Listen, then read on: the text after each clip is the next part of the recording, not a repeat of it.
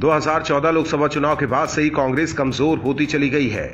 इस दौरान पार्टी को लगातार विधानसभा चुनाव में हार का सामना करना पड़ा है। वहीं 2019 लोकसभा चुनाव में भी कांग्रेस बुरी तरह हार गई है। पिछली लोकसभा चुनाव में मिली हार के बाद राहुल गांधी ने भी कांग्रेस अध्यक्ष पद से भी इस्तीफा दे दिया। वहीं अभी तक पार्टी के पास स्थायी अध्यक्ष नहीं है।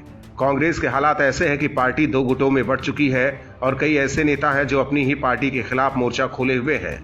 अभी तक खामोश रहे कांग्रेस के वरिष्ठ नेता सलमान खुर्शीद का भी पार्टी को लेकर बयान सामने आया है।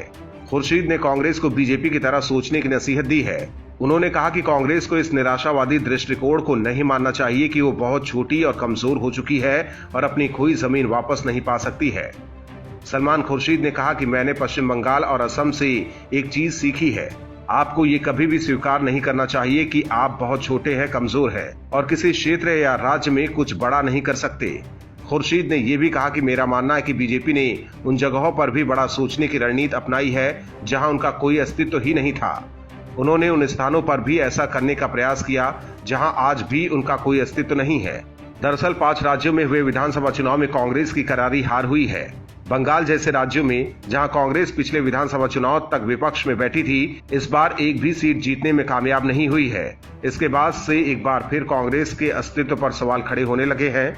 अभी तक कई कांग्रेस नेताओं ने अपनी ही पार्टी पर निशाना साधा है और अब सलमान खुर्शीद ने कांग्रेस को बीजेपी की तरह सोचने की नसीहत देकर बीजेपी को एक बार फिर कांग्रेस को घेरने का मौका दे दिया है।